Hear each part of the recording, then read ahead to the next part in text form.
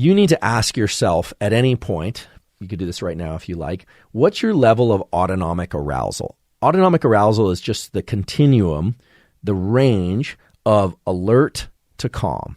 So if you're in a panic right now, you are like 10 out of 10 on the arousal scale.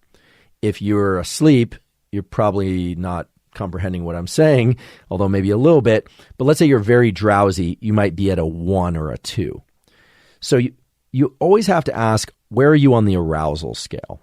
And then there's this other axis, this other question, which is what we call valence. Now, valence is a value. Do you feel good or bad? I would say I feel pretty good right now. On a scale of 1 to 10, I'm like I feel like a 7. Got a good night's sleep last night. Had a good walk with Costello this morning. I'm fed. I'm hydrated. I feel good. So I'm like a 7. So I'm alert and I feel pretty good. And then there's a third thing, which is how much we are interocepting and how much we are exterocepting.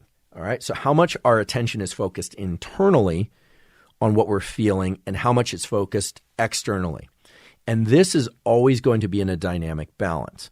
So for instance, if you're really, really stressed, oftentimes that puts you in a position to be really in touch with what's going on in your body. If you start having a lot of bodily sensations, like your heart is beating so fast that you can't ignore it, then you're really strongly interoceptive.